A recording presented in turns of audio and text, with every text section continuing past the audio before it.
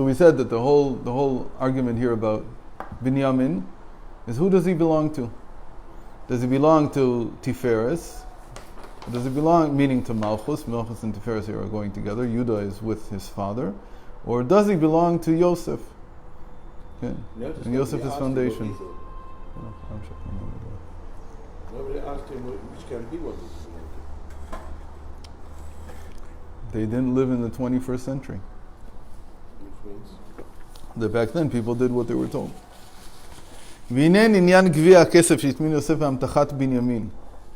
So this all really revolves around the goblet of silver that Yosef had sequestered in Binyamin's pack, right?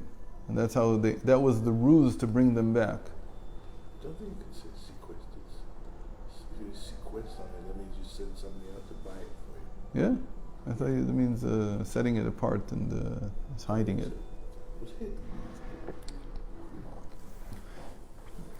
הנה ביות שנתגברו עליו טענת יהודה ולא יכול להביא את בנימין אליו, עשה בו עורמה. So because Yehuda, Shin Lamed Vav, in the second paragraph. That's what I was looking at. My word said different. Okay. So because Yehuda was winning, Yeah. and he was taking Binyamin back, Yosef wasn't able to find a reason to keep them there. So he had to do something in a cunning way. בעורמה. להטמין בעצנה הטוב הגנוז באמתחת בנימין. So the way you look at this spiritually is not that he's just trying to entrap them, but rather that he's placing a hidden goodness in Binyamin's pack. Okay? This gvia kesef, this silver goblet that Yosef has, it represents the good. And the Tova Ganuz, you know what the Tova Ganuz is, right? The Tova Ganuz, what's the Tova Ganuz? What's the concealed goodness? That's the light with which Hashem created the world, right? Pirush, ki gvia hakesef hu hachesed sheish bo simcha. So what kind of goodness is this? Here it manifests as, what do you put in a silver goblet? You put wine. And wine is a symbol of joy, especially rectified wine, right? Wine can be non-rectified. But when it's rectified, it's a symbol of joy. So the kesef, the silver, the fact that it's silver means that it's chesed, that it's loving kindness. The fact that there's wine in it means that there's joy in it. And this is all within this goblet. So it's a vessel for loving kindness that has joy.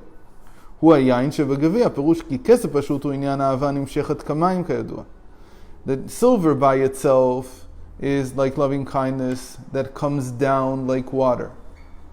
And like I heard yesterday from Halprin, I didn't, maybe I haven't heard this in a long time, so I didn't remember it. Yaakov Halprin here, the guy who teaches the shir after the davening. So he said that water has a special quality that the way it is above is how it is below. Unlike light, for instance, we've talked many times about why light changes when it hits the atmosphere; it completely changes. But water is the same above and below. So when you say that Torah is like water, what you're saying is it's the same thing above and below. So an interesting thought.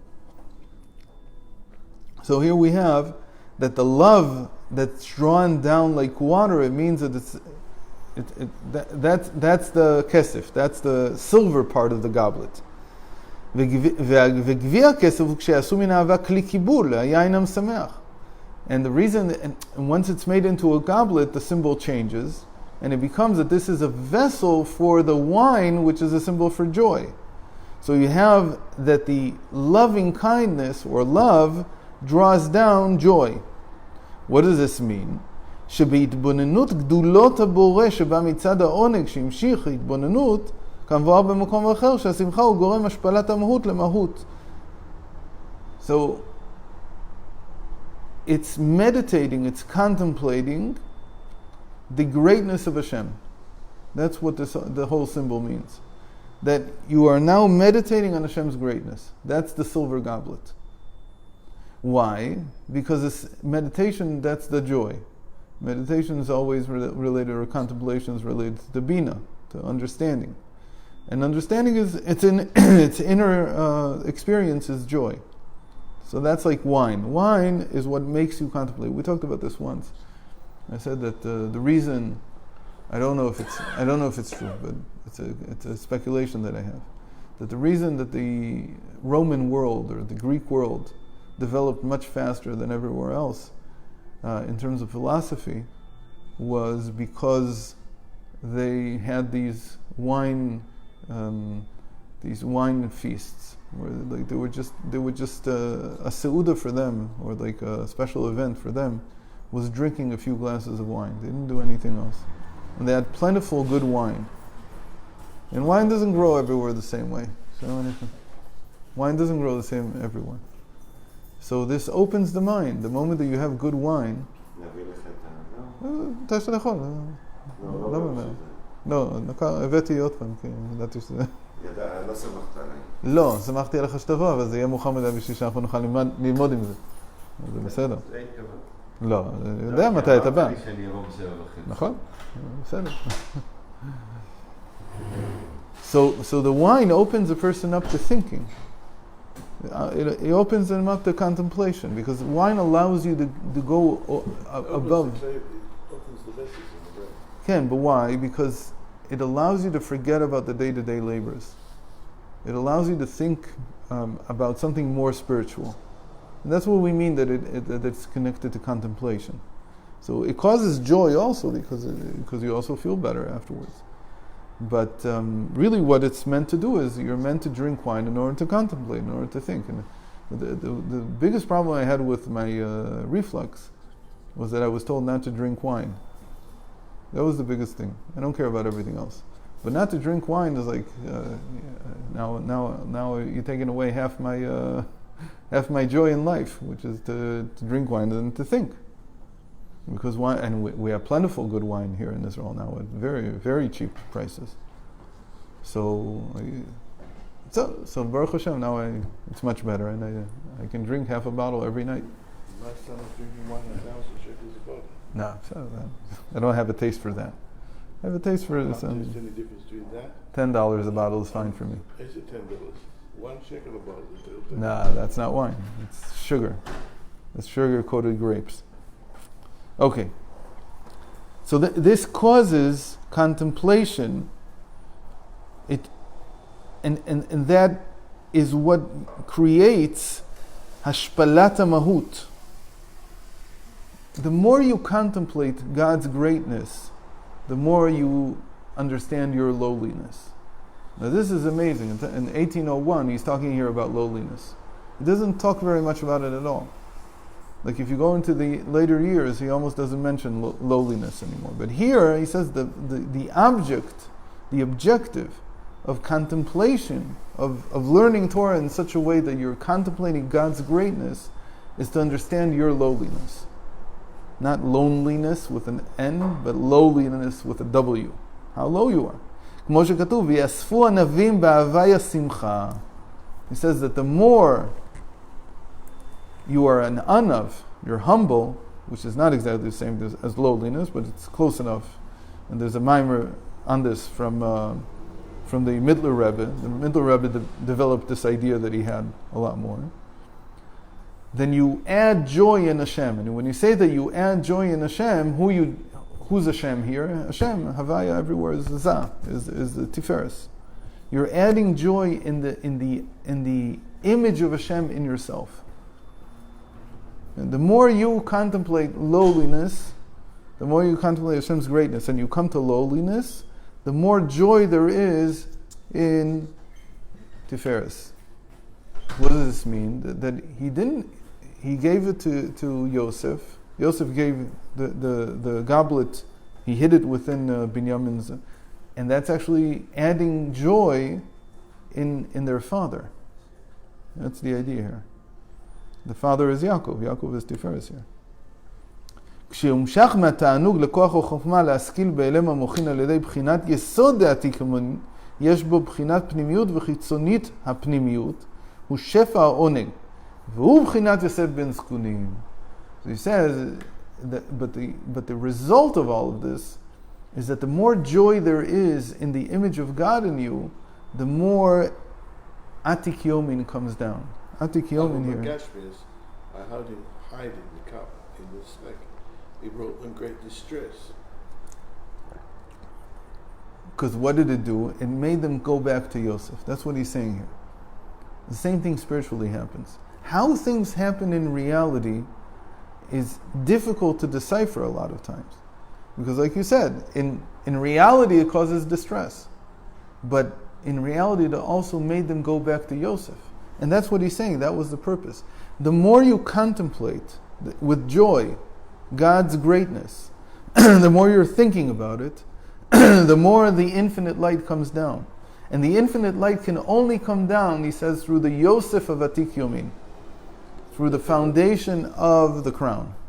Just one question. Yeah. When Yaakov Avinu said to Reuven, whoever stole your idols will die, Yeah. Rachel died. But when Yehuda said, whoever's taken the cup, let him die, He didn't say let him die. He said he'll be your servant. No, that was at the end, but in the very beginning, when they said anybody He who did? take it, they should die. He said that? Okay, no. So why did that one do this and that one do that? They don't learn. They didn't learn. That's what happens when you don't listen Did he to. cause something to Binyamin? Maybe he did. I don't know what he caused them. But the whole thing here wasn't real. So again, here it's easier to say all of this because we all know that it's all a ruse that Joseph is orchestrating here. He's just explaining what it means spiritually. Okay, continue. והוא נסתר ונעלם בכוח המשכיל, כשהכרחנו לצאת ממהות למהות, דהיינו לידי גילוי, כמו שכתוב, זכר רב טובך יביאו, כמו שכתוב במקום אחר. But he says that this Yosef, meaning this infinite light that came down through the foundation of the crown, is still in a state of being concealed. And it has to be revealed. We all know what the revelation was, right? When was the revelation? When he says, I'm Yosef. Meaning, they've already come there, they already have him. Because this is the Binyamin knew all along. And What? Yehuda knew all along. I don't know. The pshat of the Torah is that after he brought them back to him, then you have this confrontation, and then he reveals himself. So he says the revelation here, this is a very important point. Remember I told you that in 1790, in 1799 when he was first arrested, Tafkuf Nun Tet, 1798, when he was first arrested. So he already made the decision that I'm going to start explaining Chassidus in a way that everybody will be able to understand why the Baal Shem Tov acted the way he acted and why the Maggid taught the way he taught. But then he didn't do anything until he moved to Liadi in 1901.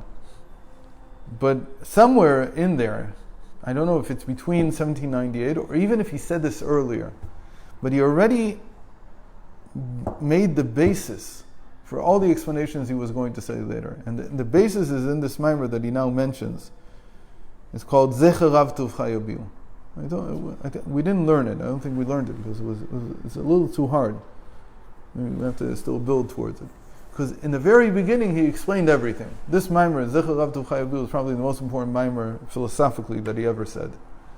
And in it he gives 5 different explanations for what Ishtalshalus is versus what Islabshus is, and he even touches on Ashra. He begins to explain you can't explain the world just in one way. There are 3 different ways that things relate to one another. By evolution, by enclothement, or by inspiration. And he gives 5 different parables to explain what is the difference, the big chiddush of Islabshus, of enclothement. And the big chiddush is that in evolution everything is what we call etzem v'itpashtut. Etzem v'itpashtut means that one thing extends to touch something else. So these are the billiard balls. Because of motion, they extend. You have this physical object that's touching another physical object, it's causing change.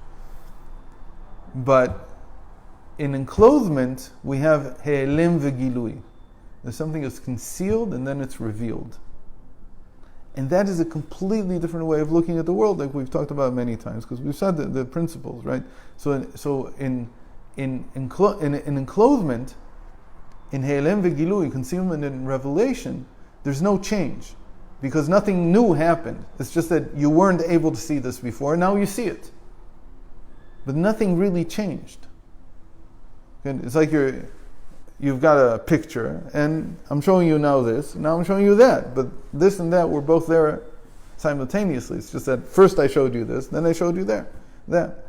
So that's mostly how the world of emanation works, that it's mostly based on now, I'll show you this and I'll show you that.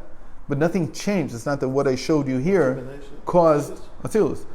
What I showed you here is now what caused what I showed you there, right? If you look at a painting, if I look at the paintings here behind, so it's not that, right, that this